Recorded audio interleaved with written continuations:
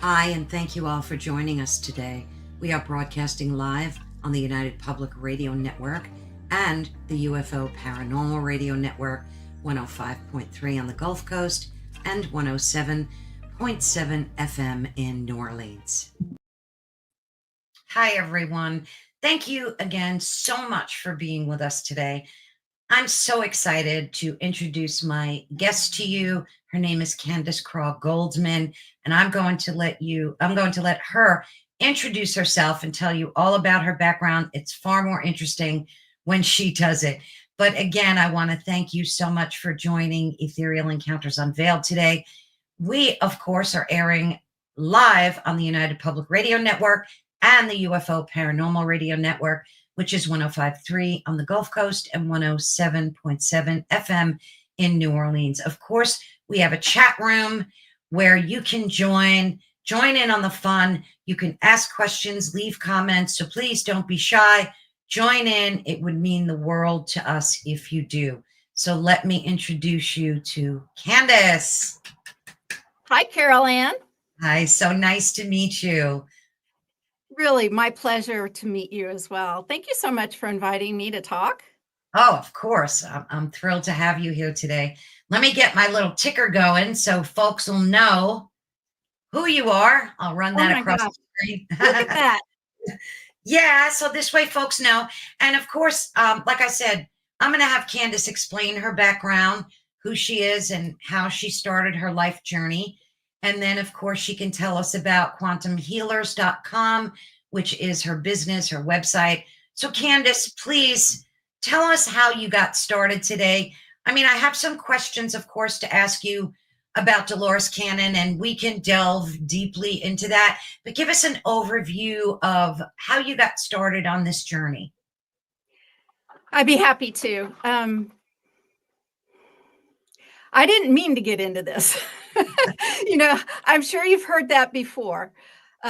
My passions in life were artwork, painting, and horses and animals. And I was going to be a veterinarian my whole life.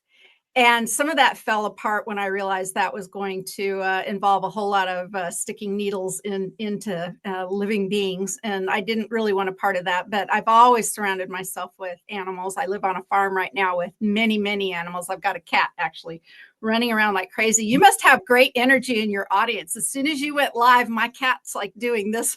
Oh, awesome. Around the room. Yeah, but he's doing that right now. Anyway, so I was always a very sensitive kid. I had a lot of paranormal experiences growing up. I had a lot of supernormal things happen to me. And I realized quickly on that adults didn't want to talk about it, or they would explain it away, or they would tell me that those things were not, in fact, happening to me. And so I learned early on just not to talk about it. And so that was sort of this section of my life that was important and big in many ways, but I just didn't talk about it. And I went on in this other realm. But I started to, with my very sensitive self, have a sensitive body. And I started to have some chronic pain conditions. And some of them popped up even when I was a teenager, certainly when I was early married in my 20s. And they just kept getting worse and worse and worse. Or I would sort of seem to resolve one and another one would show up. And I didn't know what to do with myself. And then one day, it happened to be the first day of 2000, right? Remember Y2K and all of that? We all went to bed going, what's going to happen tomorrow? Well, in my world, I woke up with kind of a searing pain. At the time, it was focused on my pelvis. And I went down all of that, with my female doctor and all of that. And I'm really glad that day, January 1st, 2000, that I didn't know.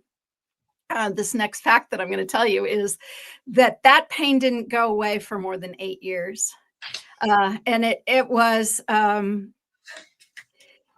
really devastating in a lot of ways. And it would sort of wane a little bit and move around a little bit. They called it fibromyalgia, which I knew was ridiculous. I just kind of learned to live with it and sort of silently suffer.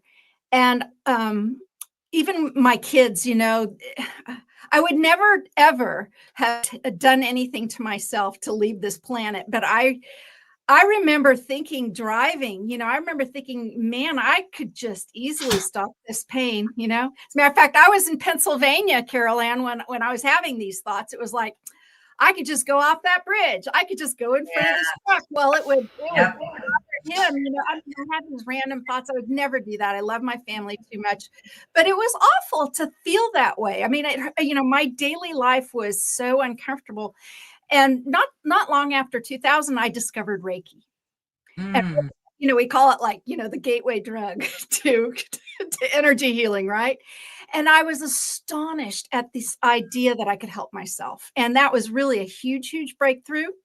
Reiki practitioners or learning or being attuned to Reiki didn't remove my pain at all, but I felt more in charge of it, and I felt more able to mentally handle it, and I was able to soothe myself, and I began to believe in the concept of self-healing, and which was huge. It was just huge. And I worked, kind of in this way for 8 years. And I was a professional photographer down in Austin, Texas area. I was doing a lot of horse rodeo kind of events. I was working with country and Western artists at the time. Wow. I had so much fun down there. I did many, many horse events. I worked with the Star of Texas Rodeo for many years, and I had lots of country and Western singer friends, and I did album covers and events and things like that. Wow. But it so happens that one day, I was going to a photo shoot that it took 8 months to set up, and it was going to be my biggest photo shoot ever. This album cover, my second for this particular artist.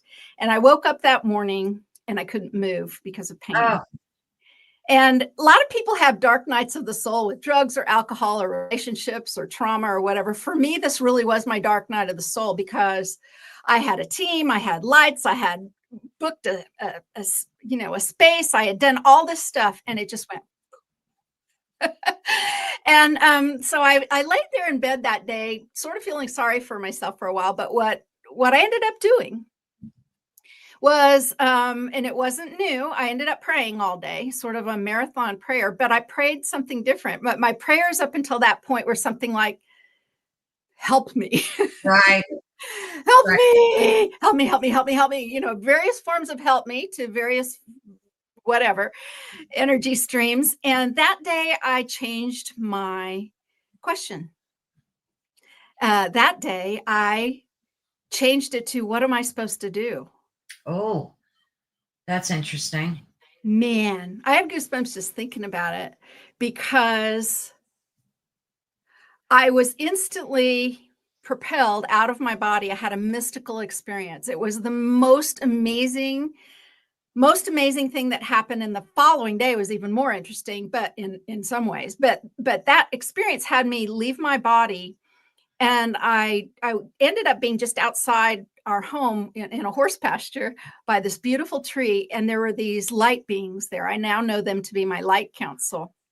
I remember I was praying, what am I supposed to do? What am I supposed to do? What am I supposed to do? And I had these 5 beings, and the one in the center was bigger than the others. And that one in the center, after I kind of took in what was going on, and it was every blade of grass was like golden glowing. I mean, it was the most, it was my home and my pasture, but not the way I saw it every day. And it was just so amazing. And the center being sort of seemed to sort of stand up. It's as if they were sitting or something, and come towards me, literally hand me a piece of paper. I got handed a piece of paper. And on that piece of paper was written, like in Sharpie, 1, 2, and 3.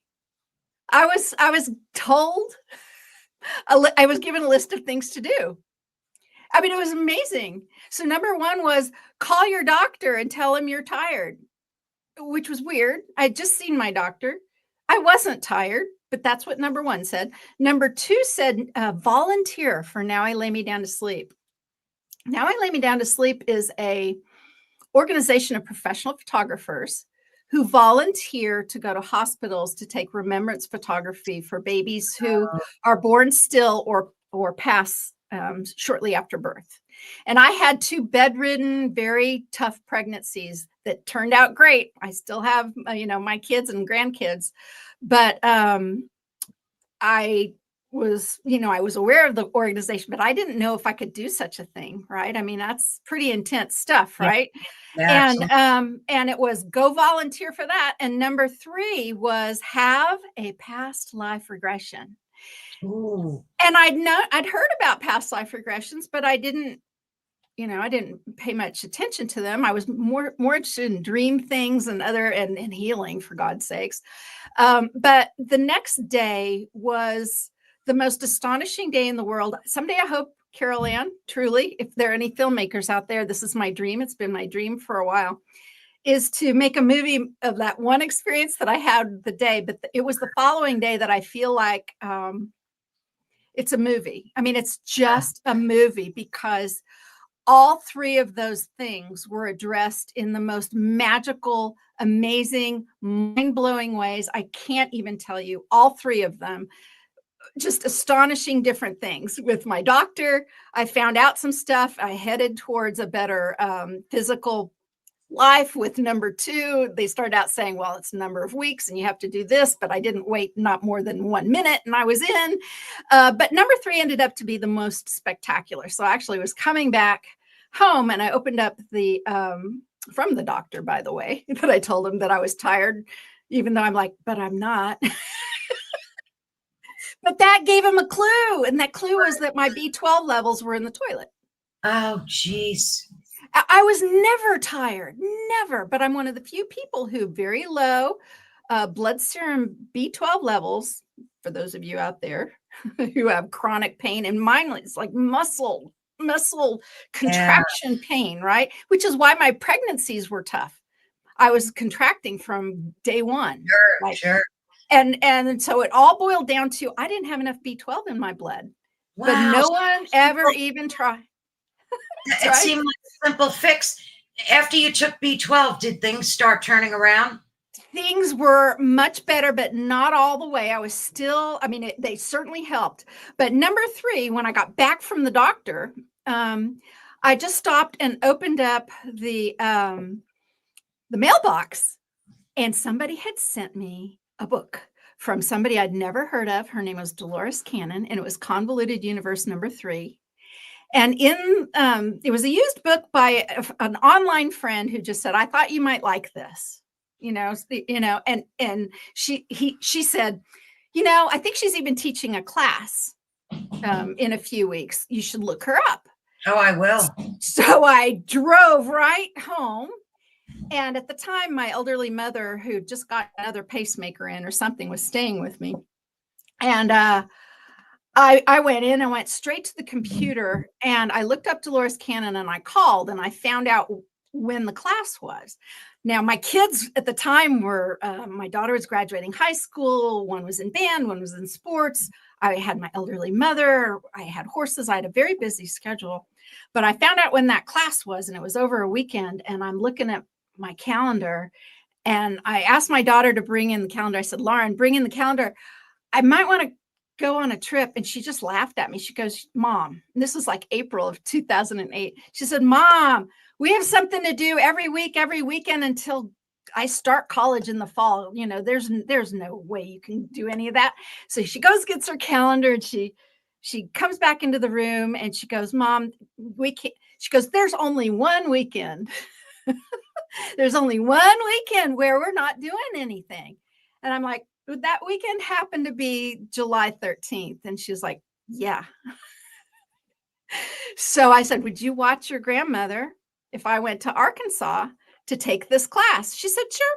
So that was done. And at the time, Dolores Cannon's class was $500. And I Wow. could have easily got into savings and gotten $500. But my next thought was, well, I don't have $500 in my checking account. Where am I going to get $500? I know sooner than have the thought. My daughter leaves my room. My mother toddles in and she says, Candy, she was this little German lady. She goes, Candy, you never take any money from me. Would you please take this check? And I'm looking at that check and I know that that's for $500, right? And it's exactly what she did. I went, yeah, I'll take that, because the whole day was so magical. Like I said, it was like a movie. And so she gave it to me. The plans were set. I had that time to wait. And when I got into the truck to drive to Arkansas that July, I knew in every bone, every marrow of my bones, that Dolores Cannon was going to choose me to be her demonstration subject. And that was going to be number 3, right, of my list. My past life regression was going to be with my master, the absolute master. And it was like 9-hour drive, right? And so I had this argument with myself the whole time, which is, well, who do you think you are?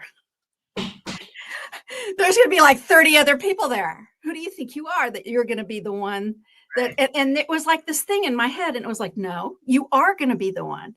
No, yes, no, yes. You're conceited, believe in yourself. There was this whole thing in my head that was kind of unusual. So I did this thing, Carol Ann, when I went through Dolores's class. She had it was very much like this. It was a notebook. She had put it right on her desk, and she said, I'm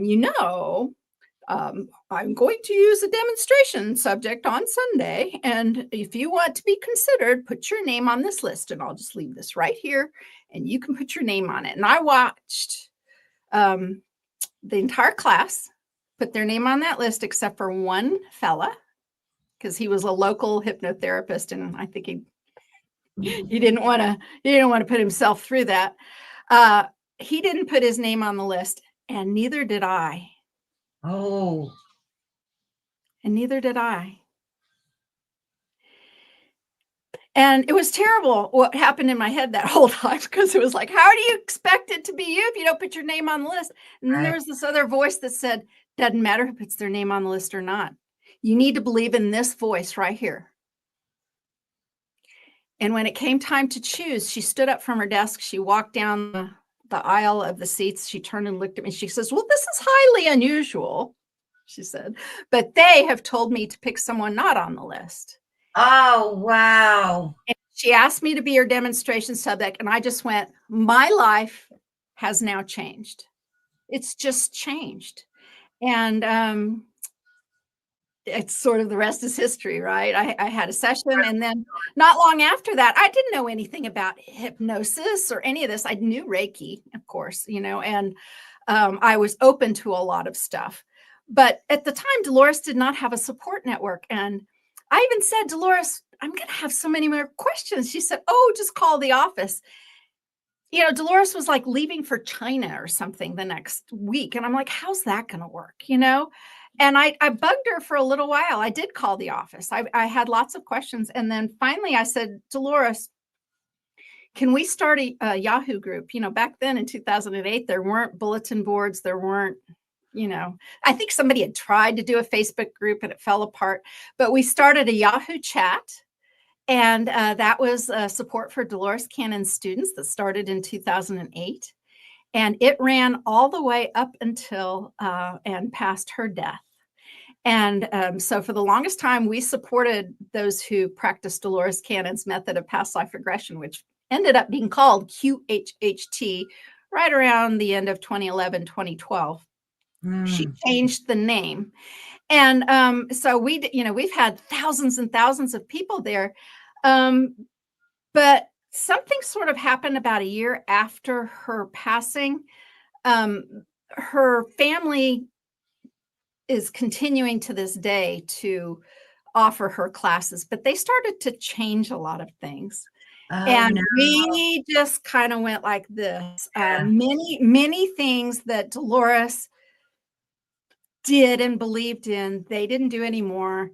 And there was a couple of things that I had in mind that I thought, well, I'm still going to support Dolores' students, and we still do to this day. I said, but there's some other ways of opening up this work, and I followed that voice, right? That voice. And you know what that voice told me to do was, because it was verboten to ever have a QHHT session online using the computer or using a telephone. It was just like, no, no, no, no.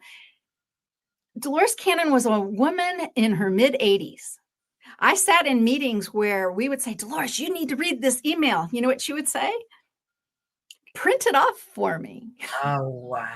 The woman didn't do technology. Yeah. Couldn't imagine it. She couldn't imagine it. And there were some other complications with that, but this is fine. This was her rule. Live by that rule. To this day, if somebody wants a QHHT session, I'm like, come on to Kansas, right? But I followed my intuition again, and I reached out to some people, one woman in particular, and here's a healing story for you. There was this woman in Houston, and the year was about 2016, 17. And she was suffering from an autoimmune illness, and she was in the hospital again, just a Facebook friend, right? So I knew her, but didn't really know her, right? That kind of a friend. And she was updating everyone, and said she had 30% heart function. She was a single mom.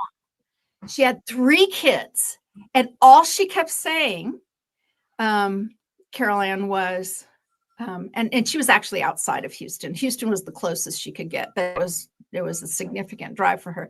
She kept saying, when I get out of this hospital, I'm going to go have a QHHT session. And I remember thinking, you can't drive that far with 30% function being a single mom.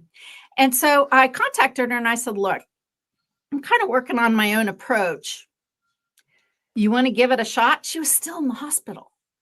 And she said, sure, and it was amazing because we kind of set it up because, I mean, I'm sure you've had a hospital experience in your life, right?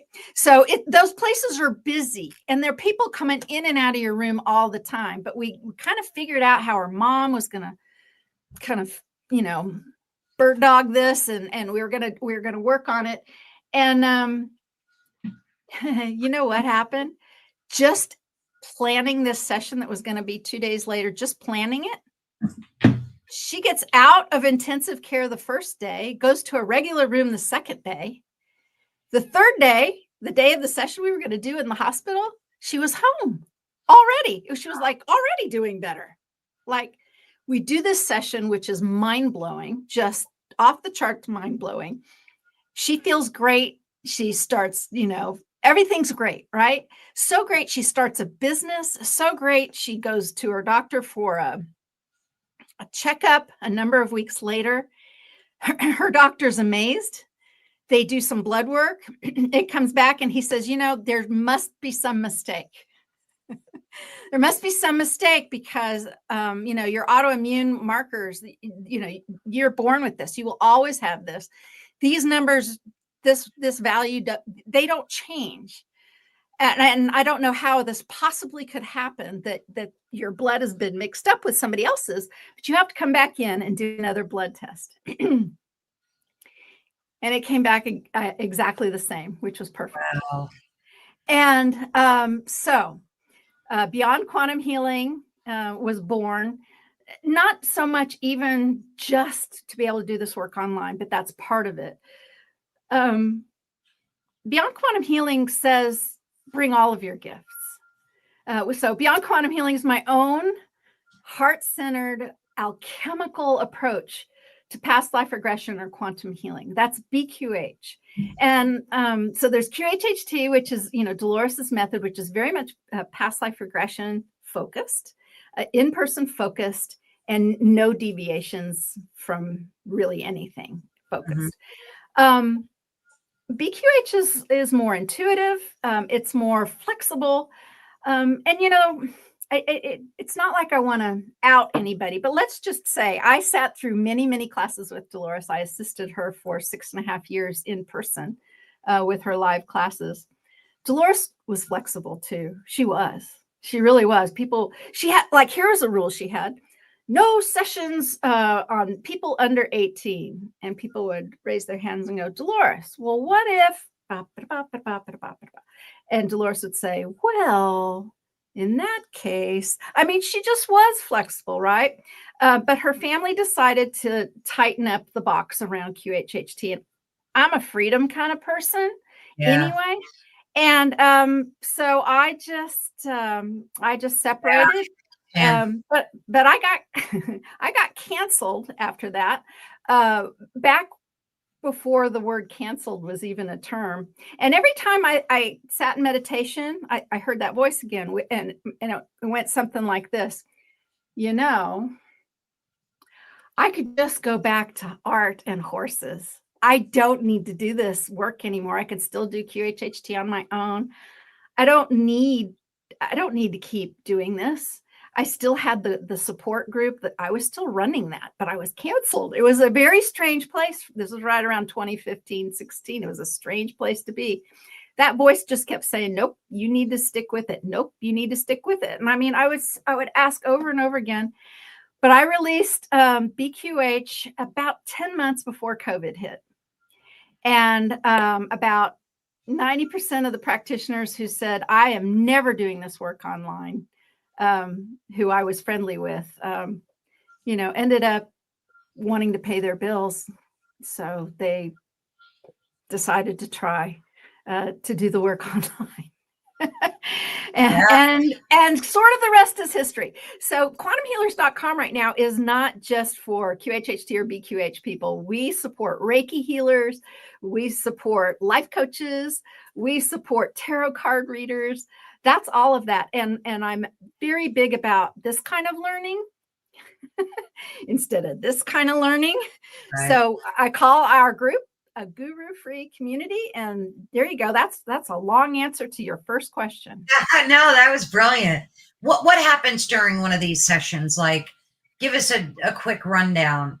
These healing sessions that you have. Yeah,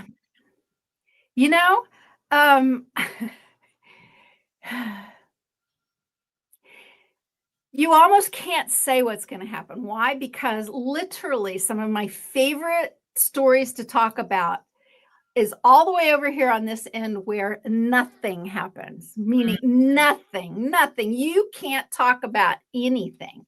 All the way up to, oh my God, I'm glad that was on videotape because nobody was going to believe it unless it was, kind of thing. And anything in between. And I actually like talking about these sessions over here where nothing happens, because sometimes just showing up, even when nothing happens, something happens. I've got a great story about that from a member of our community, a lovely woman named Barbara Becker, who's been doing QHHT and BQH, since 2015, I believe. So she's been doing it about 10 years. Barbara so we support each other on our support forum. So she came to our support forum one day and wrote a story. She said, we don't out our clients, but we do talk about what goes on in generality so that we can be better practitioners with each other. So she was saying, I had this lovely lady and she had a laundry list of things wrong with her, but she was very nervous. I tried to soothe her, and she was just getting ready to do the session. And I said, okay, I'm just going to turn up the heat a little and get my sweater or something like that. She turned around like this. She turned back around. The woman was grabbing her own coat and her purse and she was running out the door. She said, Barbara, I'm sorry. I just can't do it. I just can't do it. And she just ran out the door. So Barbara came to share that story, right? And it was a great lesson to give. Why? Because especially for the newer practitioners, you don't always know what's going to happen. You can't always, everything's not all textbook and woo-woo and comes out of a movie. And, that lesson was basically sometimes you just do as much as you can do and they're not ready or it's not for them. Okay. About 10 days later, Barbara comes back to the community and says, hey, everyone, remember that lady? And she said, she contacted me today. And she said, Barbara, I have to tell you something. Barbara said, what? She said, Barbara, ever since I left your office, I have been continent. I'm no longer incontinent. I have been 10 days completely continent like I used to have been 20 years ago. The woman had been like incontinent for 20 years. Barbara said, you didn't tell me you were incontinent. Now think about this woman, right? She's laying on her bed. She's nervous. She's probably wearing the Depends stuff, but right. It's probably one of the reasons she ran out of the room, right? So she ran out, but Barbara didn't even know, right? Didn't even know that woman had that particular issue because she didn't figure it was worth sharing. She had bigger things on her list, right? But what an amazing testament. So she came, they interfaced for a while. She tried, they did nothing. No induction, no past life, nothing. And one of her biggest problems resolved. Wow. So, sometimes nothing happens. I've had clients who are like, I'm just floating around in a sea of purple. I'm just floating around in a sea of purple. And then sometimes practitioners, we kind of do all the things we, need to do to encourage or manifest or whatever. Nope, just some purple. But that was like one of my most spectacular sessions, was that kind of thing that happened. The fella had come to see me, and his number one request was he really, really wanted to meet his spirit guide. And all he did was float in a sea of purple until he drove the hundreds of miles home. The whole drive was very magical. He felt like the songs and the billboards and everything were talking to him, but he runs into a truck stop and a homeless man gets right up in his face and calls him by name and says, I'm who you're looking for. And dude is stopped at a truck stop. And he's like, I gotta use the restroom. Sit right here on this bench. Sit right here. I'll be right back. And he goes and he comes back, and I bet you know what happens, right? The guy was gone. Of course. Yeah, he was gone. But here's the thing, right? Face and voice. Right. Made a connection. He starts driving again. There he is. The spirit guide. And I think that guy, he was a French Canadian. He was a wonderful man. He had this attitude, and it's the right one to have when you go into any kind of healing session, which is, I'm going to trust that everything that's going to happen is the perfect thing for me here. I'm just going to trust this. I'm just so grateful to connect with you and to go through this with you. He literally was happy. I mean, even teaching this stuff, me as a practitioner wants the client to feel wonderful after the session. And many times they're like, can't even believe what they did or saw or felt or things that happened or information that they got. But sometimes it's a puzzle, man, and sometimes nothing happens. And this man, he was so gracious. He was just as happy when it was over than when he stepped in. And what a lesson, right? What an absolute gift that he learned. And I'm able to share with everyone is just, again, showing up and being grateful for the connection and then seeing how that changes things. And it changed everything for him. Wow. Right. So people have those kinds of experiences. They go past lives, future lives, present life. It's big. So, a lot of QHHT practitioners are taught you don't want to go to the present life. Well, you know what? There's a lot of trauma in our present life and inner child kind of stuff. Really, almost anything can happen in these sessions. If you like a roadmap and you like things to be very predictable, do not go into this work. So let me ask you this. During these sessions, do you put them in a state of hypnosis so that they can see some of their past lives? Like, how does that process work typically? And you're doing this on video chat, correct? I do in-person sessions. I do video sessions. I have done phone sessions. I've actually done both, if you can believe it or not. Some people's phone connection is better. So I use a Zoom visual, but a phone audio connection. Right. Sometimes that's great. What's really great about those things is the capturing of, because something about this, and anybody, and I'm sure you've done shows or had people mention like orbs and different things that technology, the camera captures some things that sometimes your eye doesn't, and sometimes vice versa. Sometimes things happen in your mind's eye or in second sight that is not captured by video. And so here's what I like. I like to see the person because sometimes I can really see the energy moving through.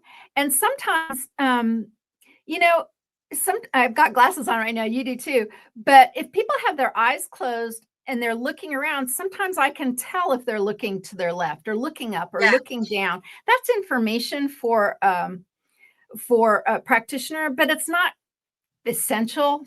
There are some practitioners out there, some of the best known ones actually, who you might have heard of Allison Coe before. She's got quite the popular YouTube channel. She's a BQH practitioner, and she very much prefers doing phone sessions with no visuals because you know what? She actually brings her artwork into some of these sessions. She likes just doing it by voice. She connects very clearly like that. So she operates in that way. Okay, to your question about hypnosis, yes and no. So some people absolutely go into a deep hypnotic state. Absolutely. Some people go to the somnambulistic state. I could get technical about that. I'll leave it there. I'm happy to answer that questions, but we'll set that aside for a second. Some people go into a lighter theta state. That's kind of a magical state, brainwave state. That's where a lot of people meditate or have these super normal experiences. I'm sure I was in theta when I, met my light council, my light beings. Mm-hmm. Other people are in alpha, and some people are in deeper alpha. Some people are in lighter alpha, but it's not always necessary for you to do that. The most important thing is that you access your imagination. And as a matter of fact, Carol Ann, as of about a couple of years ago, I've created a whole nother approach that I call Quantum Connect. And it is absolutely, you're not closing your eyes. You're not even trying to relax interface where we kind of go through exercises that demonstrate that you don't need that trance to talk to and get information from your higher self or your healing teams or sometimes loved ones and others. So yes, trance can be a tool used in kind of calming that conscious mind or letting belief systems, some people's belief systems, come charging in and shut down some things, some religious trainings, come up and people stop sessions mid-session when they feel a little scared like that.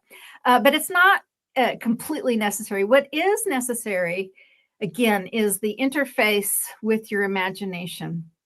I truly believe that the imagination is the language of the higher self. It's how your higher self communicates with you. And what have we been taught since we were kids?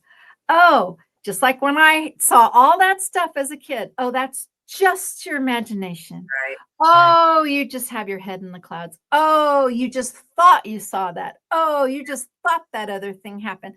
We have been taught from a very early age to discount our imaginative connection with reality and only be in a box, only be in a cubicle. I mean, think about it. Even our system of teaching to this day is the guru in the front of the room, all the kids in their square little boxes on their desks in a row, getting ready to be a cubicle as an adult out there in the world. Let's start you early in the cubicle. And then they let you out at recess to run around a little bit. Then they let you have art every once in a while. Otherwise, they would have complete chaos just to let off some steam. But the system, and it's not like those teachers they just taught what they're taught, what they're taught, what they're taught, what they're taught. And the system wants automatons. Absolutely. It took me a long time to recover from my Catholic school trauma that I went through. And I was always told, stop daydreaming. I was yelled at for 8 years that I would daydream too much, but I wasn't daydreaming. I was leaving. Like, I actually left my body half the time because some of it was so traumatic that I would just sit there, and I remember just like teleporting somewhere else. But it's true. There's a system in place, and it's not a good system. Let's put it that way. And we're all recovering from it. You're right. You're right. And so if I may, that's why quantumhealers.com is so important. I'm used to being on the early side of things. I remember once, it's completely off topic, but I remember once just telling my husband that someday there'd be bottled water and salads at fast food restaurants. And I remember he laughed himself on the floor. And I'm like, someday people will want what I want.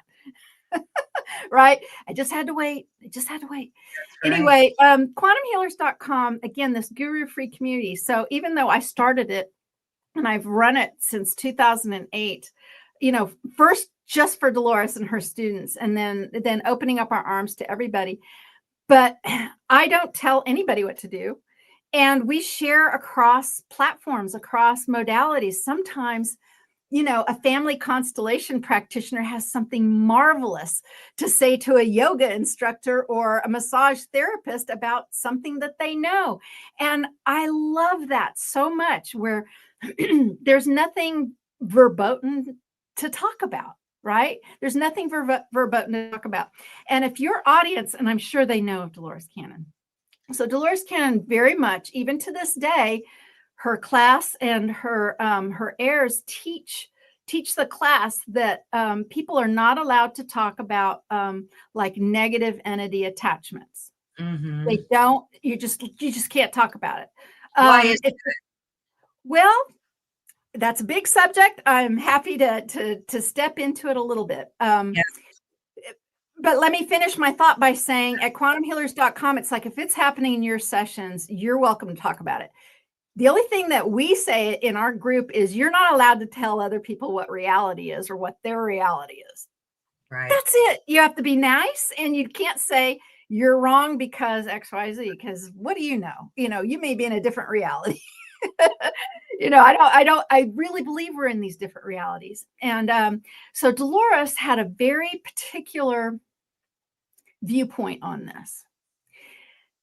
In one book, I believe it was Convoluted Universe #2, she actually talks about a particular, we'll call it this, a negative entity. I think the name even was Robert. She talks about it very briefly in one of her books, and she never mentioned it before or after. And she dealt with it at the time, but in her class, when people would talk, she would just say, there is no such a thing. If there was, the SC would tell me, and you don't have to worry about it, and I don't want to talk about it.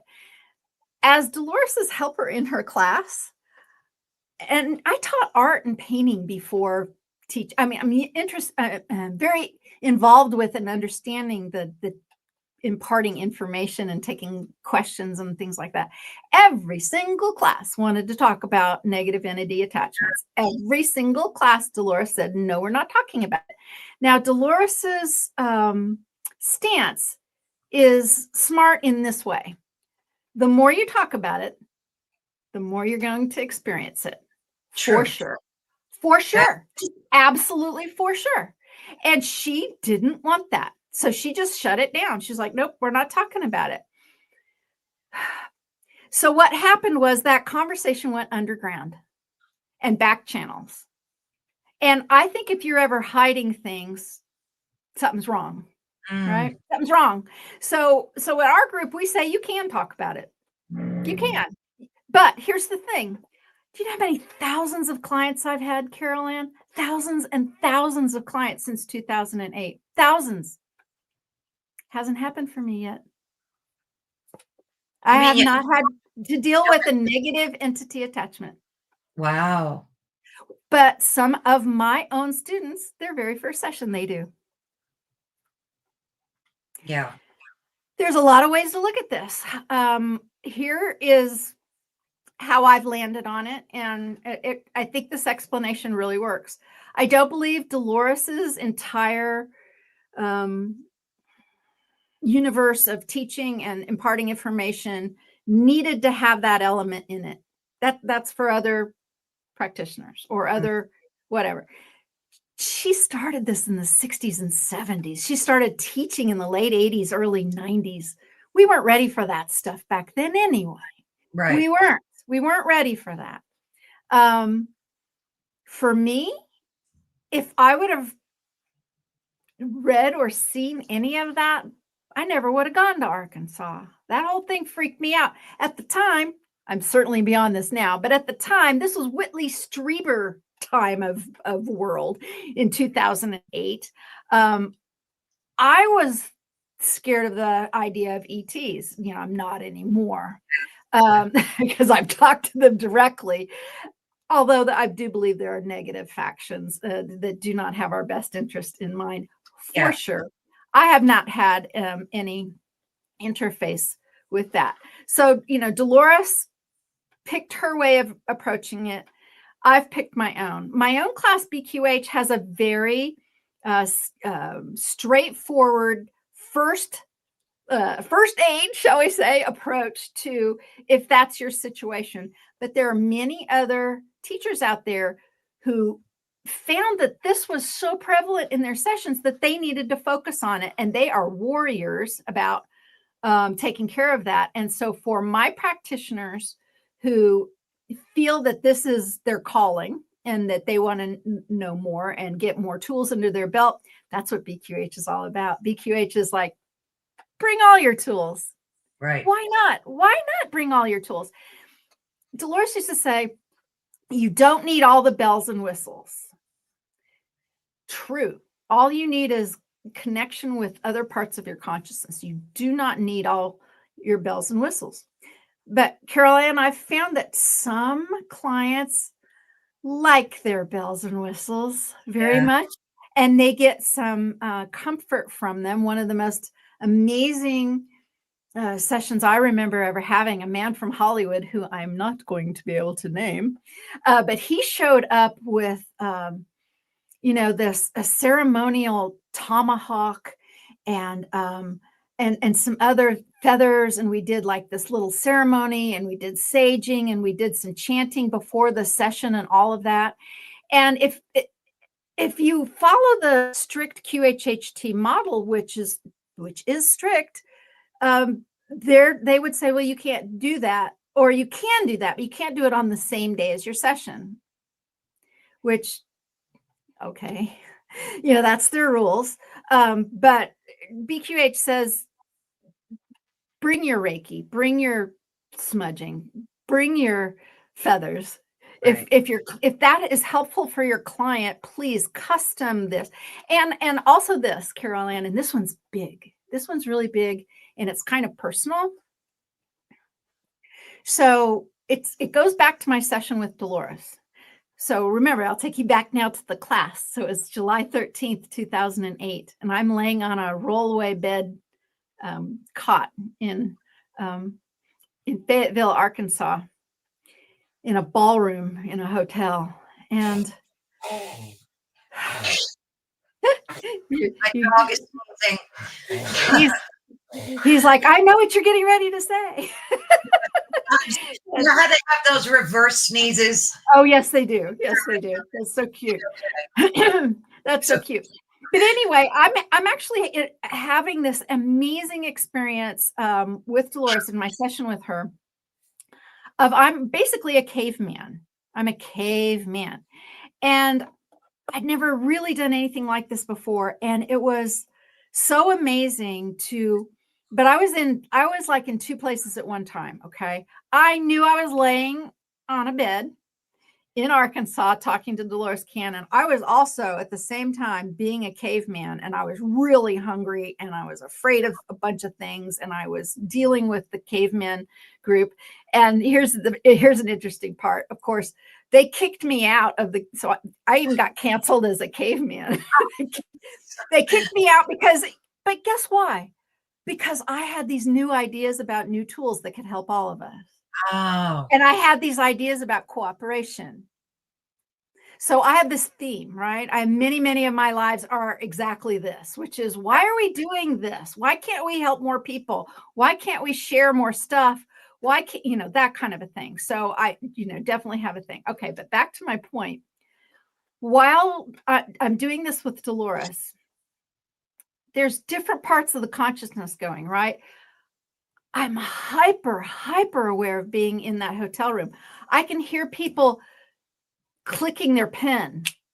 I can hear people shuffling in their seats. one of the most amazing things about all while being a caveman, right? So the whole rest of the world did not go away. I was in two places. At one point during my session, you know how in those classes in hotel rooms, the wait staff comes in to bring more tea and water for the service, the snack service. So she opens the door and she starts to pull the cart in, and the whole class, and there's maybe 25, 30 of us, they are seated around Dolores and this rollaway bed in their chairs. And I felt the entire class shift in their seat and go like this. Like, don't come in right now. It was wild because I read that I heard nothing really except for shifting and the door. I knew what was happening vividly, what was happening in that hotel room. At the same time, I was being a caveman, but there was even more things happening, meaning this. And this is the part that's still a little bit of a mystery for me.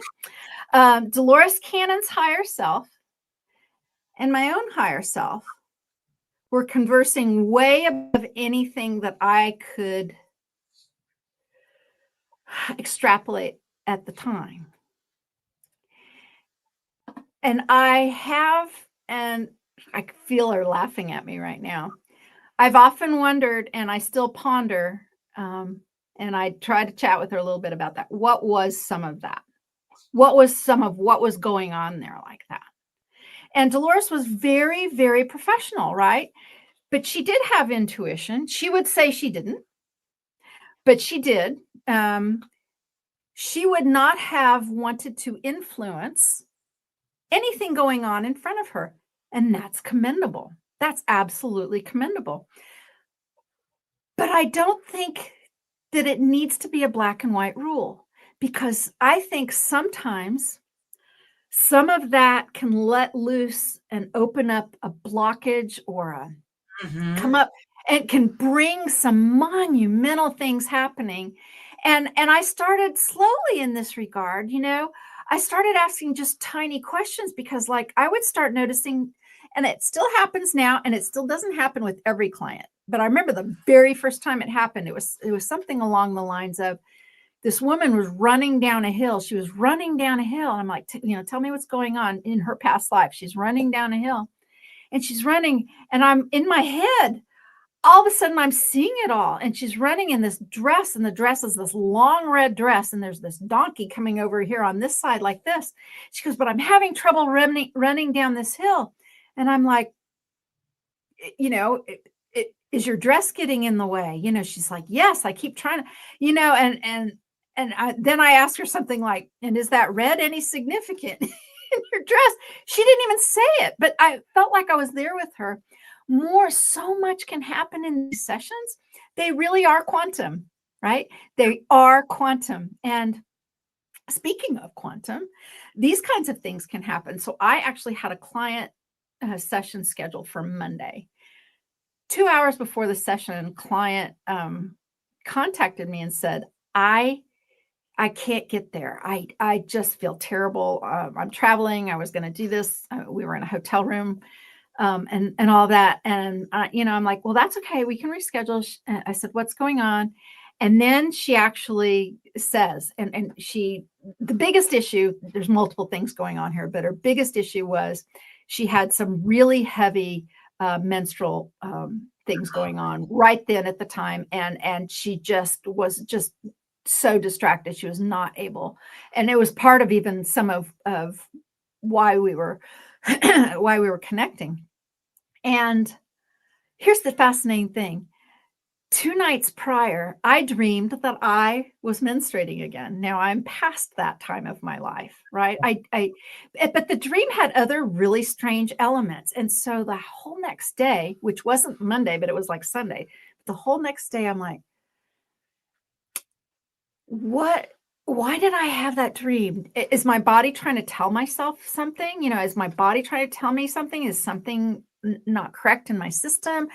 Am I going to start? Is this a prophetic thing? I haven't menstruated for a decade, that would not be comfortable for me to experience at this point. And I'm just really wondering it. And now I know why. Now I know why. And so quantum, right? So I've made a connection with the client. We haven't even gotten to the session, but information is happening up here in these other levels. It Yeah. already starts. The healing already starts. When you make that decision to book a session, and or for a lot of people, it's like taking a class, this class or other classes like it, making that effort, opening up your mind to at least take the first step, it opens up some of the energy and Right. brings just so many benefits to you, including sometimes fantastic healing. Wonderful. Tell folks, in case they don't know who Dolores Cannon is, just give us an Sure. overview, just for the folks that are listening that maybe don't Sure. know, have to start Googling her or Yeah. something. Yeah. I forget. To me, she's such a superstar. She's such Yes. a superstar. It's like, doesn't everybody in the world know who she is? Of course. Right. Of course, not everybody knows. Beautiful Dolores Cannon. She was born in 1931 to um,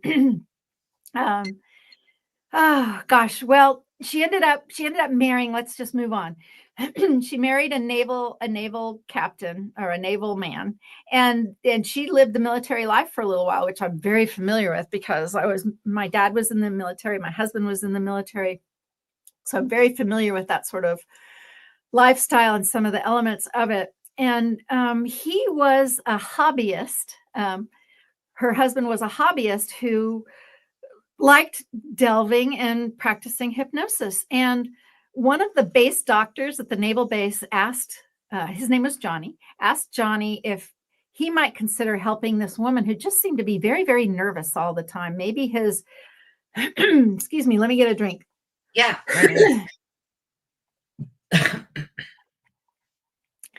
Maybe he would be able to help this woman, excuse me, relax, using his hypnosis. And he's like, sure, I'd be happy to try. So he just is taking this woman under hypnosis, and she just spontaneously moves into a past life. At the time, it's all very, very strange. She just suddenly starts describing her life as this woman, as a flapper in the 1920s. Oh, Dolores used to help her husband, Johnny. She was the helper for a while. Beautiful Dolores. You know what? She used to laugh at herself a little bit about this. She used to carry, you know, all the way back then, which would have been in the late 50s, early 60s, to record anything, you had to bring like a suitcase box this big of a reel to reel, big reels like this. That's how these sessions were recorded back then. And Dolores was like, she was the tech person, which, of course makes me laugh now because of how she ended up with tech. But anyway, it's so fascinating. And this woman seemed to be helped, even though it was this strange thing. And Dolores and her husband tried to look it up. There was only like one book even written about it at the time, and it was a book out there that many of your listeners may have heard of before. It's called the Legend of Bridie Murphy. mm-hmm. And so that was the only thing out there. Well, they take this woman into several sessions, and she ends up visiting 5 different lives, and Dolores and her husband document them. And Dolores was always a writer. She was always a journalist. She kept diaries in longhand. And she started writing about these sessions, and she actually ended up talking about this. And for those of you who, don't know it, she wrote in the end, I think 21 books when she was alive, and there's about 2 or 3 more that were published posthumously. Am I saying that right? Humorously. Anyway, after she passed, books. But that book is called 5 Lives Remembered.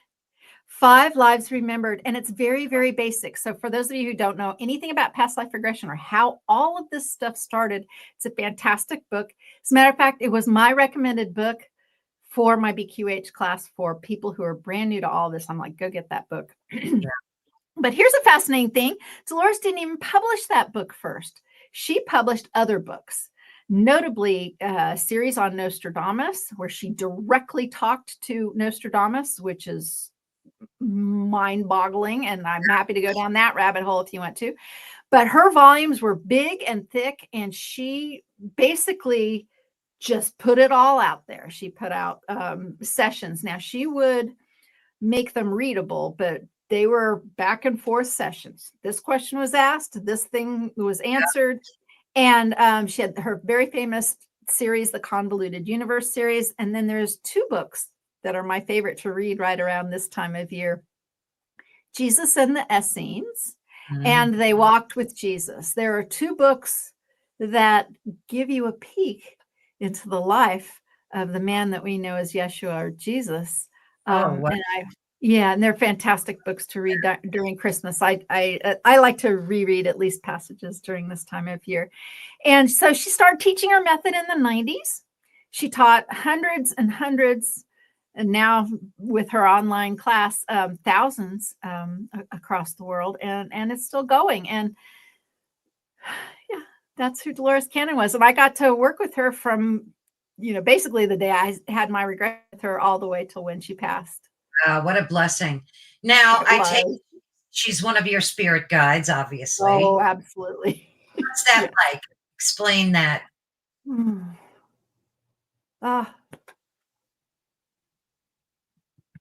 Yeah. I love her so much. I have the deepest love and respect for that woman. And for a while, I almost thought, and you and I talked briefly before the show about our parents, and I was taking care of my mama, all the way up until when she died. Dolores Cannon and my mother were similar in age. Dolores was in better health than my mother. Dolores's last class, I showed up, she was ill, my mother was ill, and I had this overwhelming feeling of death. And part of me thought I was leaving my mother to die to go teach with Dolores. And it ended up, of course, that just a handful of weeks later, 3 weeks later, Dolores died. She's always had a mother energy with me, for me, but she's a teacher. She's still a teacher. And the best thing I can tell you about her as a spirit guide is this: if you can imagine a quantum healing practitioner, and I mean any kind of quantum healer, there's a lot of different kinds out there, okay? A lot of different kinds. If you can imagine them facilitating sort of communication between realms, right? That's what we're doing with a client. We're facilitating, different timelines or different portions of the consciousness, or sometimes beings from other planets, or the future. All of those things. Dolores is doing the same thing right now from just on the other side of the veil. Just on the other side of the veil. She is doing the same thing with beings in that realm who don't know about us. How interesting is that? That's very interesting. Yeah. Here was one of my favorite things she ever said in one of those discovery sessions, shall we say. She said, you know how some humans don't believe in life after death, or they don't believe in life on other planets. Right. She said there are more beings in reality that are non-physical than are physical, and a great swath of them don't really believe that it's possible for consciousness to animate physicality, and they don't believe in us. Oh, wow. I never thought about that. That's mind-blowing. I never thought about that. Yeah. Oh, there's so much. There's just so much. Here's what else. Here's another exciting thing. I'm in the middle of this, but I said it on this side. In dreams, and I love my dreams with Dolores. They just seem so magical. But in some dreams I've had with Dolores, she's invited in my maternal grandfather, who died long before I was born, who died when my own mother was 12. I was in a class, Dolores was there. She welcomed in a man who came in, he walked in. She told me who he was. I recognized him. There's a single photo that exists in my family's history of him. Oh, She wow. had him lay down on a similar cot, like in that room in Fayetteville. And she says, I think you ought to regress your grandfather to help clear some timeline issues. So in my dreams, I'm practicing regression with Dolores helping me with my own maternal grandfather to help clean up timelines. That's incredible. I'm still trying to scratch my head about beings not believing in humans. Right? That's crazy. I love Right. that. Because and isn't that such a lesson for us in perspective? Is Our it, perspective is so this, and so we don't have this big capacity to imagine past what we see. And our culture, yeah. doesn't help with that. And the crazy people are locked away. And my heart goes out to anybody who's dealt with schizophrenia and stuff, but some of those people literally are seeing into a bunch of different realities without the kind of boundaries that you and I are able to still maintain life in a physical body and pay bills and have Right. normal relationships and that kind of thing. And these people, a number of them, are dealing with a blown system. So, this isn't lightweight work, right? This isn't entertainment at all. It's but done in the right way and with the heart, Yeah. with intention. BQH does this thing where we have like a small ceremony before you begin the session, and we do a la Masaru Emoto. Do you know who he is? Masaru Emoto? Now, oh, is he the water guy? Yeah. Yes. He's the one who did that. Do you know that he and Dolores passed within a day and a half of each other? Oh, wow. Let me tell you, when I first saw his work, I started talking to my cups of coffee in the morning. I really do. And I talk to my plants and flowers too, because and I had this one orchid plant that would not bloom. I had it for like 8 to 10 years. And after I watered it, I started giving it love. And you should see the flowers that came out of it. I'm like amazed by that guy. Yep. In BQH, we do a very small ceremony where we speak the intention for the session together into water. And many of these sessions are done online. So I have my own water glass where I am. My client has a water glass where they are, whether we're doing this in person or online.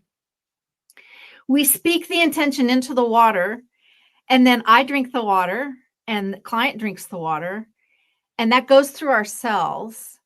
And then you're a participant as much as appropriate and can be with the client. And that is not to take over. That is not to impose belief systems. That is not to Lark. Hi, Lark. A beautiful Lark. I love Lark. She's a great supporter and such a beautiful soul. Nice to see your name pop up there, Lark. And water. You know what? Didn't Dolores think she was going to live to 100? Yeah, I heard her say that too. And I'm hearing her laugh right now. She's got a response. I'll tell you what that response is in a second, but I want to finish the other thought, which is Dolores, we actually used to say in class, now you might want to limit your water intake before a session because you don't want to interrupt it by getting up and urinating. BQH says, no, opposite land. You are like a battery. You need water. Absolutely. You need water. And let me get a little more here. Oh, yeah. While you're doing that, I'm just going to quickly have a little midway break announcement for those of you that are just tuning in. You're listening to Ethereal Encounters Unveiled with our guest today, beautiful and talented Candace Craw-Goldman. So thank you again so much, Candace, for being here. Oh, gosh. It's so much fun. So here's Dolores's answer for that. Go right ahead. here she did, we do, we still do. We read energy, and sometimes the energy, we read it as best as we can read with what we have in front of us and from what we can project into, and timelines shift and change and things like that. So, when Lark asked that question, and she's just right here. She's always, when she is here, she's right over here. I got something wonderful to say about how she's always right here too. But she said what she's saying right now is she read into the energy about how long she's interfacing, right? But remember, I'm saying that she's interfacing like that. So she's going to 100 or even past as that interface. And this is why I have said, and I've said over and over and over again, for those of you out there who are Dolores Cannon fans, and I'm so grateful that there are more and more now every year. I wasn't sure when things in 2015, 16, I wasn't sure her legacy was going to carry forward. And it sure has. TikTok and YouTube Shorts is taking care of that. But if you feel a connection with that woman, start to pretend to talk to her. Have a pretend conversation with her, and you just might be surprised at what she says back. You might be surprised. And one of the reasons I say that is because before Dolores died, still to this day, but before Dolores died, many of her practitioners would have what we would call auditorium dreams. And in the auditorium dreams, Dolores, we would be in the auditorium, usually, in the audience, and Dolores would come out onto the stage and share a message, provide a teaching, something like that. And we used to share them back on the support forum, back when it was Dolores' support forum. She loved those stories. And some of my favorite things that she ever said to me was, because I would say, and then Dolores, you said this. And I mean, come on, anybody saying that about Dolores Cannon, it's like, oh gosh, what's she going to say when I say I dreamed you said this, And she would sit, and some of these were in person, some she read on the forum, but I remember a few times where she would nod. And then she gave me some of the biggest compliments of my life, because she said, sounds like me. That sounds like something I'd say. So I am sure of something now. It wasn't sure of it till after she passed, but I'm sure of it now. We were already channeling her higher self before she ever passed. She was already right here in sessions with us. Already right here in sessions. And if you're a quantum healer, I don't care if you've taken QHHT, BQH or not.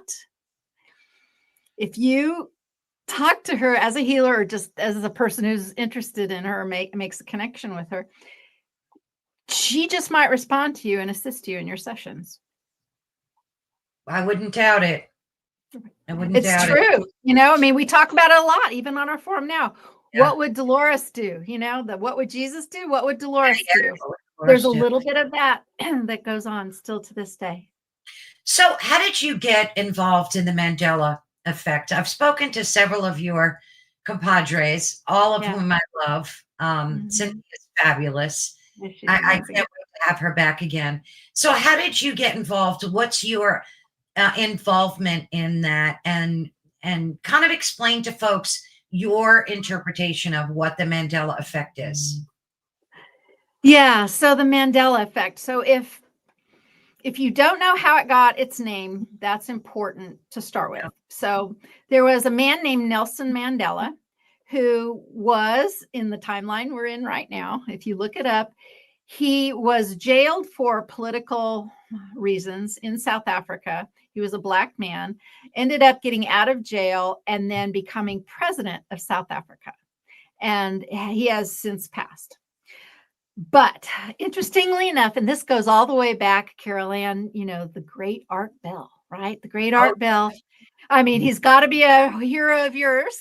Big time. Doing what you do. Yeah. Even the Great Art Bell noticed that a great swath of people were really surprised when people talked about President Mandela because they were like, he died in prison. He died in prison, and I remember the funerals, and I remember the flowers, and I remember the protests and the riots, and I remember, Yeah. and it was this timeline that's bleed through thing, right? It seemed to be Yeah. that some people were he's president, and some people were he died, and then something weird happened. And it was such a big story that's how this whole entire thing of the Mandela effect came to be about, because it was the first real talked about event Right. that people had different memories of. Since then, it's so much bigger. It's pop culture. It's other kind of timelines. Here's a big one, landing on the moon. As an example, in my remembered timeline, I was 8 years old when 7 years old when they landed on the moon for the first time. And in my timeline, human beings on the moon only happened one time. Mine too. There you go. Just remember one time, and I had to go research because I was like, when did they land on the moon after that? Exactly, because it's changed. We've shifted. So a lot of people are like, what are you even talking about? How can this happen? There's a lot of theories. Some people say simply this, CERN. Yeah, some people say that. And for that one. Yeah. Some people say timeline collapse. Yeah. I just like to think of timelines as being fluid, and this is how they come up then in quantum healing sessions, and the whole thing, the whole presentation, and the whole thing that happened that I presented down in Nashville, which was, God, it was a blast. It was great. I'm going to go to the next one for sure. I don't know where it's going to be, but with any luck, I'm going to go. We have a fantastic BQH practitioner named Shane Robinson. He has a YouTube channel. It's called Unbiased and On the Fence. He's a really terrific person. So right at about the time he started taking my course, and we started corresponding and doing some shows together, he was also following Cynthia Sue and really fascinated with the timeline effect of Mandela effect and researching all of that. And it was by his direct invitation that I got to speak at this last November's conference, which I have to tell you, Carol Ann, it was crazy because it was the beginning of the conference. Are you ready for this? I mean, just take yourself back a few weeks. It was 2 days after the United States election. Yeah. That this conference was going to go. And since COVID, I have had my elderly dad here at the farm. I've taken care of him in my home for, coming up on 5 years. And to leave a farm is big enough, but to leave a man with dementia who lives here it was just huge. Very difficult. And I had to put a lot of pieces together to be able to go. And at the whole time, I actually laughed. I laughed and laughed. I'm like, at first, looking into the possible chaos that might have been coming up at election time, it was actually fantastic, because what I said was, and I said this to my community and all my friends, where else would one want to be than with a complete group of people who believe that participating in a beautiful, heart-centered way with exploring consciousness helps choose the highest timeline, right? Yeah. So where there isn't going to be mass chaos and big events. Now, that's not saying it's not possible and not coming in another way, because nobody's saying that at all. But I remember thinking that's exactly where I want to be. I want to be with these people. And we ended up, most of us, believe it or not, talking about living now on a golden timeline. Almost all of us mentioned this in our presentation. As a matter of fact, I had an entire story in my PowerPoint presentation about a client, and I ended it with his story and called it the golden ticket. So there's a gold transition thing. Dolores, I did a channeling with her recently that's called the golden corridor of transition, moving to this next place, and and it's Well, fluid. We well, cannot know what's going to we're happen. having this global awakening. I mean, there's Yeah. just so many people. Is that Yeah. what you're talking about? This golden timeline? Yes. Yeah. Yes, absolutely. Absolutely. And, a lot of people will, people have some real strong feelings about things. And, I don't want to get involved in anybody's belief system or Yeah. political views, but it's hard to deny. And I just watched another channeler this morning talk about, she actually made a prediction that, that our president was, not even going to live to make it to the election. And Ooh. on a timeline this far away from the one that we're on currently, he didn't. There is a version of time where Right. he didn't. Where he didn't And turn his head, possibly. exactly. And, I'm sure he's not the only one who would like to see that happen before he steps foot into that place, in Washington next month. So we shall see, we shall see what happens. But whatever happens, we have an ability to at least ride the energy in a positive way. It's the only thing we can do as humans is in a heart-centered way to take whatever's happening and deal with it in the highest vibrational response possible. And that doesn't mean you can't get angry or mad or frustrated or whatever, because believe you me, trying to stuff any of that stuff down and deny that you're angry or mad or hurt is also not a great thing to do for your health. That's how cancer starts. Ask me how I know. So many of my clients, stuffed something down and didn't. Oh, yeah. That's a big. Yeah. Let me ask you this. Do you think that the timeline thing, that we're more acutely aware, hence the Mandela effect, that we're noticing these things? Do you think that's because our consciousness is ascending and therefore we're able to be more cognizant of these things that are taking place? Do you think that? Yeah. And a great number of us can and will.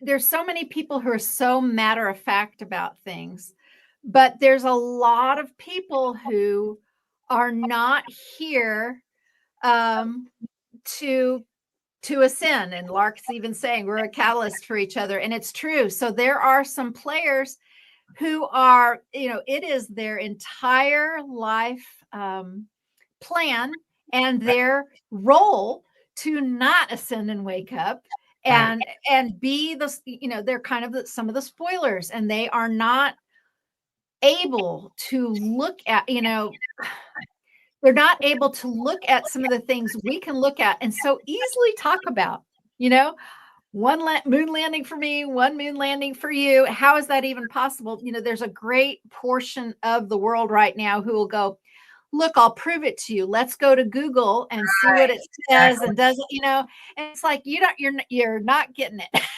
No, it's not by misremembering. This is not it. This is the fluidity of time and some other things going on. I heard a crazy thing just recently from some very spiritual person who I respect. He said there's actually, I don't know if I believe this or not, but it made me ponder.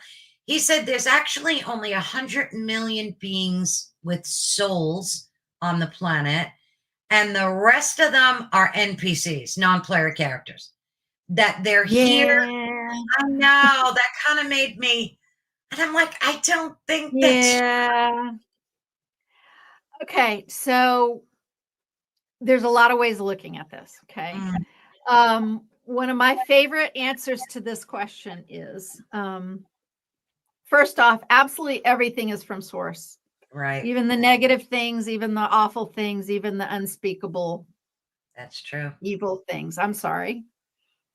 So sources, just it's what it is. We're living in this duality space, and it's part of what we're doing is it's part of the thing. Well, here's your challenge. You're going to step in duality. How well can you do this? Yeah. So I'm going to throw back now to about 2000 and it must have been about 2010, maybe.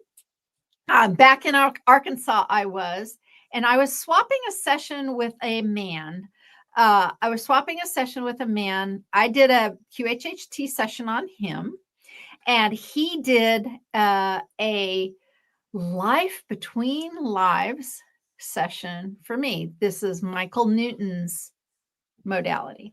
And I wanted to see how it was different than QHHT. I mean, I've always been very curious, like you, Carol Ann, asking lots of questions and wanting to know more and wondering, well, would I want to take his class or things like that? And so I did a Life Between Lives session. And what I learned was I was presented and shown a chessboard with pieces on the squares. And some of them were white and some of them were black. And some of the pieces, of course, were white and some of the pieces, of course, were black. And there were various pieces on the chessboard. But more so, my experience as I'm studying, and my entire session was just viewing this chessboard and understanding that what was being shown to me was a very symbolic thing. And what that symbolic thing was is that my source essence, right? My soul essence has, and I believe most of us are like this. You are bigger up here than you are right here. This is just sort of maybe one facet of your experience that you're having at the same time. You may have a portion of your energy in a completely different realm, doing something completely different or on another timeline. So as I'm even looking at these pieces on this chessboard, some of them were only half there. Some were transparent. Some were bigger than others. And the whole thing was a symbolic way of showing me that Candace is not the only thing my bigger soul aspect is doing right now. And so, do I even have maybe a piece over here that is very transparent that's an NPC or something? Who knows? I don't know. Maybe. And maybe again, it very much is like the holodeck in some ways. Yeah. There's some people, this is the Star Trek reference of you come in with your, the people you have contracts with, and a bunch of these other people are the non-player characters. Dolores Cannon called them backdrop people. And I had friends who, before I even knew who Dolores Cannon was, we called them filler people. Filler people. They just seem like extras. I mean, we sort of noticed that back in my college days. That makes a lot of sense. It really does. Now, I saw one of your YouTube videos, which folks definitely check out her channel. You were talking about bilocation, and I was so intrigued by that. Tell us about your farm and your space. Is it full of entities, or where are you on the whole paranormal platform? Well, okay, so actually, bilocation, and those of you who've listened to Carol Ann talk to Cynthia Sue Larson, she may have mentioned that already. Bilocation is considered another effect, Mandela effect. So the Mandela effect, it was a noticing at first, but it's sort of opened up to describe a whole lot of things, including bilocation. So what is bilocation? Well, that's kind of being two places at one time, and some people seeing you in some place when you're not there, or you feeling like you're someplace else when, you're sitting in a classroom. I think kids bilocate all the time in the classroom, in other places. I remember doing something like that. So this farm, I live I've always wanted to live this way my entire life, and I work very, very hard to make this happen. You know, we worked hard to have our first home, and then we worked hard to have some land, and then we sold our beautiful space in Texas to come up here and take care of mom and dad. But you know, we bought a small farmhouse. I'm sitting in the basement of it right now, but on a nice piece of land, meaning in size. We live on 80 acres here, smack dab in the middle of Kansas farmland. But let me tell you what, that's a full-time job right there. Oh, That's a wow. full-time job right there, and I'm very, very lucky. But I have always wanted to live this way. I've had horses my whole life, but you know, to grow hay for them, to have my own paddocks and pastures, to have a creek and trails and woods to walk through. Yes, Kansas has woods. We have plenty of them right here. And yes, there are some really special places here on the farm, some really fantastic things that have happened. I have a portal. It's all marked with stones now. Many healings have happened here. Many paranormal things have happened here. It all started before I even called this place my home. I remember laying in the field asking God or my higher self or somebody, you know, so this is early 2010. I'm like, is this our home? You know, is this going to work out? Is this where we should go?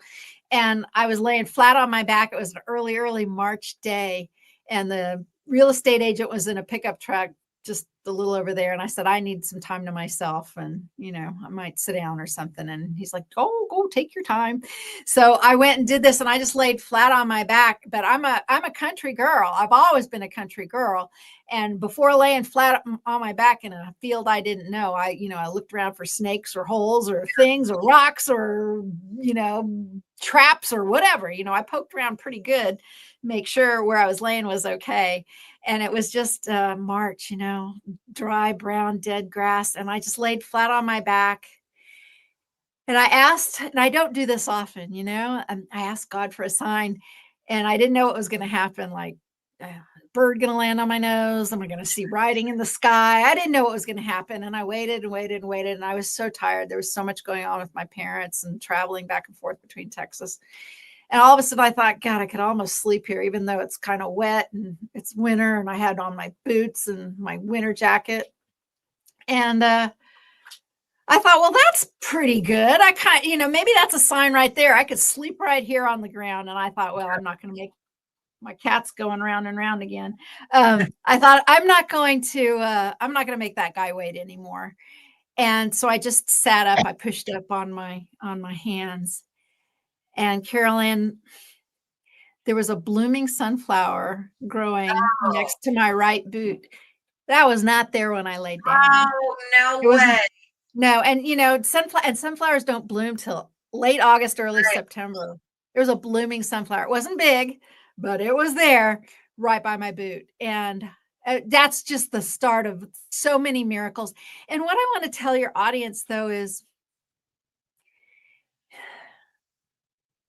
people are around us all the time.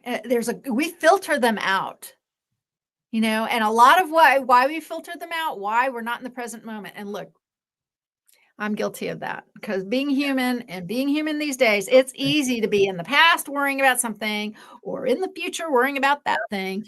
But the present moment is where you have so much power. Yes. And you need to step into some of that presence to welcome in some of the miracles, and even things that aren't miracles are miracles, right? You know, meaning everything's a miracle, you know. It really is.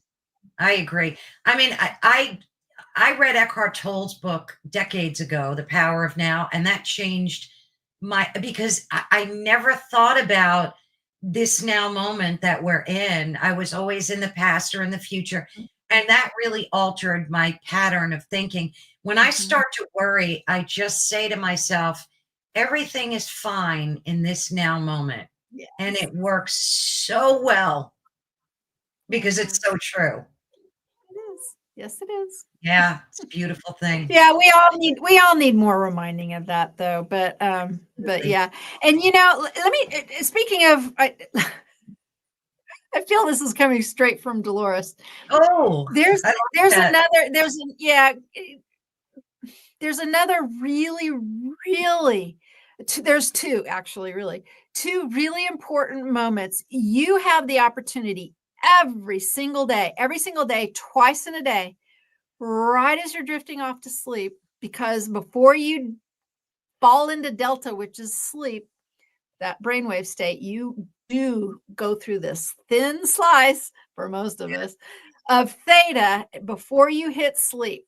So Mhm. if you can, and this is why, just think about it, prayers before sleep, right? This is one of the reasons these traditions happen. But if you can bring a thought with you through that theta spot, sometimes you can inspire a dream. That dream might be lucid. That dream may have information for you. You can also help bring that reality to you, whether it's health or prosperity or success or a friend or a loved one or anything, or just information or connection, any of those things. And then you have the same opportunity as you wake up. So as you wake up, most of us know we're sort of awake, but we haven't opened up our eyes yet. Two things are important. First off, to try to remember your dreams. If you Yes. can, jot them down. But before moving, don't move yet. If you can make yourself do it before moving, do the same thing again. Know that you're in the theta and try to bring back your dream with you, and know that that also is a powerful moment. Gosh, that's such good advice. What are your experiences like with out of body? Do you have OBBs? I mean, what OBEs? What are Yeah. they like? Tell us. Like, how do you? Oh God. Yeah, not as often as I want them. I actually talk about, and I'm gonna want to talk about that Oh, because I talk about one in here. I yes. have had them through. Yeah, we'll Show do us. that next. Oh, okay. So this book right here, Awakening Stories, it's got a lot of some of possibly healers that Oh, you've heard nice. of before. Yeah. And some of these, a number of these people are practitioners on our quantumhealers.com forum. But so I think it's 22 of us got together and wrote a book, obviously, Awakening Stories. Dr. Allison Brown edited this book. And a number of people in here talk about that, out of body experiences. For me, I had one, I was quite ill when I talk about that experience directly here. Oh, I was quite ill when I was 12 years old, 11, 12 years old. And I ended up floating up into my brother's bedroom, seeing things that I couldn't see. There's no way for me to have seen yeah. them or to have heard them. And it terrified me because when my head and my shoulder, I felt like I was in my body, floating in my body. And I knew that's not possible. So I thought, well, I'm dead and I'm headed to heaven. And I absolutely freaked me out. And I was back downstairs where I was laying instantly. But within moments, it was proven to me that I had to have been upstairs because I saw and heard everything that happened up there, which was I could Wow. not possibly have because Right. it was 2 floors away and it was too detailed and all of that. And it was just stunning. So from the time I was very young, I knew that leaving my body was possible. For quite a while, I thought, well, maybe I was just a lot sicker than what my mom and me thought I was, right? And I actually thought maybe I was on my way to dying until it started happening again, and a lot. I had lots and lots of them in my 20s. I have them sporadically still. Most of them have to do with Dolores, and those are my favorite ones, of course. Adventures with her out of body a little bit, and sometimes she's, what she is. She's kind of a narrator. I have left my body more than once, just out of my bedroom. and I know I'm out of body, and it's like a lucid dream or anything. It's like I can go somewhere, I can do something, because Oh, you know that nice. you can. And often sitting she's often sitting on my sofa, usually like when it's over, or sometimes during or as I'm leaving or whatever. But she's like a narrator, like, says something about what it is that I've done or whatever, because she's never far from my thoughts. Yeah. When I went through the really big spate of them in my 20s, they were unintentional and they happened. I couldn't make them stop happening. So I thought I was going crazy. And there's a thing that saved me. I talk about that in the Awakening Stories book. I happened to be going to painting school at the time. I was getting my BFA in painting, and in North Carolina. I went to East Carolina University there in Greenville, North Carolina. And this was all happening while I was in college. And it occurred to me that I could go see if maybe somebody's written about it. If this is happening to somebody else, it's happening to me too. I would just close my eyes. This big roaring sound would happen. These big vibrations would go up and down my body, and I would shoot out of my body. And I was afraid of it. Now, I wasn't that afraid because I did have that experience for when I was 12. So, and I always came back, but I didn't know how to frame it. I didn't know anything. And then I came across Robert Monroe's books, Yeah. Journeys Out of Body. And Yeah. I even say it in the book. He saved my life. He just saved my life, because I read it and went, oh, Yeah. Do you see great. do you see the cord that attaches you to the earthly Yeah, plane? Yeah. yes. But for me also, all I have to do is see my body, and then it's over. And then I'm it's over. back in it. I go back in it. So if I come out, I know not to look at my body, because then I just fall back in. Yeah. And I usually try to learn something, heal something, find out something, or of course, connect with people who have passed on.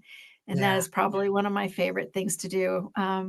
Yeah, because my brother died at 26, and being able to have any kind of contact with him, or Dolores, or my mother, or just really anyone, but also other worlds and other realities. One comes to mind right now. I remember landing in this reality once, this particular reality, and I was on the street corner, and I saw this woman walking across the street. It just seemed like a regular street corner. I didn't know where I was or what was going on, but I knew I was kind of out of my body and watching some things going on.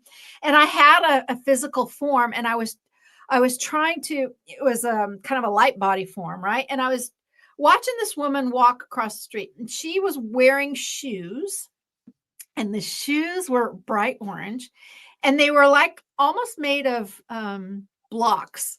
Mm. Like square blocks, including like where her feet were on. Like, I'm gonna clear my throat. And she was having trouble walking, and I'm like, why is she doing that to herself? All she has to do is take these shoes off, and she'll be able to walk.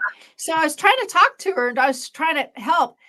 And what I realized quickly was there was some people there, some other beings there, and they were just talking amongst themselves, but they talked in a way that I could hear them. And they said, oh, she's visiting, and she doesn't know the way things work here, Oh, wow. meaning, like, and then I'm watching it, and what I got kind of almost telepathically was, this woman is setting herself up for some sort of lesson here, and it is not my place Oh, to wow. be butting in and taking that from her. But you Yeah, wanted to help her. I mean, that was your instinct. I know. But boundaries, everybody. Right, There's all kinds of boundaries we have to learn. I love that. That's great. That's great. Well, is there anything you want to talk about in closing? Maybe you want to talk some more about what you do over at Quantum Healers. How can Sure. folks reach you? What are some of the courses you do? I want to take one of those courses. I definitely. Fantastic. I'm going to be reaching out to you soon for that. I Fantastic. want to do a past life regression thing for sure. Ooh. Yeah. Oh, I'm so excited. All So right. talk to us about what you're looking forward to in the future, what you're working on now. You take it away. Okay. So again, we support all healers. If you know Reiki or anything at all, if you are in service to others, and I think I might have. Nope, Oh, I'm here. You're oh, there. you I just I you're disappeared giving me because the stage. I You're wanted to giving give you center stage. you're giving me the stage. I You am. you, Go you, for you it. threw me there. You threw me there, All Caroline. right. Okay. All right. Now I know. Go ahead. All right. So quantumhealers.com, we support healers of all kinds, and we welcome you if you are in service to others. We're a guru-free community. The only thing we ask is that you be kind and don't force any belief systems on your fellow members. And so what we do there is several things.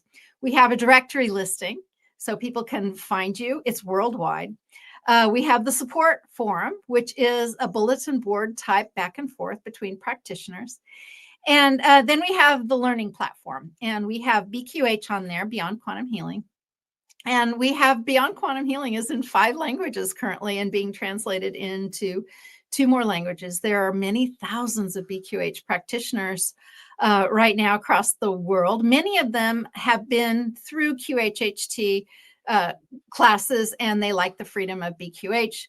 But many of them just started with BQH, or graduated or added to from Reiki, etc. So we do all of that there. But I have this other class there that I was telling Carol Ann about before we started the show, and it's called Quantum Connect. And that's a fantastic, fantastic course to take if you're a life coach or do any kind of healing work at all, or just want to help somebody. It's all about how you use your imagination to connect to your higher self in a back and forth, easy method that has nothing to do with hypnosis. Because some people are freaked out about hypnosis or just don't want to go there. Also, it takes a lot less time. It's kind of a standalone modality, or it's a tool, and it's called Quantum Connect. It's been available for a little while. That is out there. We do that too. We have a blog, and we're just kind of a clearinghouse for all of that. Listing service, support platform, learning, and we have information on blogs and things that you can read. Plus, you can find us on the YouTube channel. That's pretty much it. I have my own website, CandaceCraw-Goldman.com, but quantumhealers.com is the bigger one there. I'm really, really excited about this book. I have other books in the works and other anthology that's coming up too. And you can contact me about that to read about how other people are experiencing awakening across the world. Get you a signed copy. Just send me an email through quantumhealers.com. Love it. Love it. And of course, I'll put the links if you go to my YouTube channel, Ethereal Encounters Unveiled, I'll put all of your links in the description so folks can know where to pick up your book, and I'll put your website in there as well. Super. Thank you so much, Carol Ann. I've had so much fun talking with you. About talk my voice out. Oh, this. I would love to schedule another one with you down the road, because I still have a bunch of questions that I would love to talk to you about. So let's make some future plans and do another one of these. All right. I'm going to say goodbye to you, but don't leave. Don't leave. All right. Thank you so much, Candace. Thank you. Thank you to your audience too. Thanks for listening. Of course. Thank you. Well, thank you so much, folks. I can't express how much I enjoyed talking to Candace. It's just like a whole world opens up, and she's just filled with so much energy. You could feel it right through the screen. But thank you again so much for tuning in. Again, you've been listening to Ethereal Encounters Unveiled, and we were live and are live on the United Public Radio Network and the UFO Paranormal Radio Network, which is 105.3 and 107.7 FM in New Orleans. And don't forget, they cover a bunch of topics with a bunch of amazing creators, authors, just you name it, they cover it, including ancient history, ufology, of course, the paranormal, conspiracy theories, cryptozoology, mysticism, And there's also folks that talk about lifestyle events and politics and things. So definitely head on over, subscribe if you can. Greatly appreciate it. You can find me on YouTube at Ethereal Encounters Unveiled. Thank you again so much for joining the chat. Thank you, Lark, Matthew, everybody that was overseas. We had some folks today from England and Ireland and Zambia. So thank you so much for joining. The gratitude is overflowing.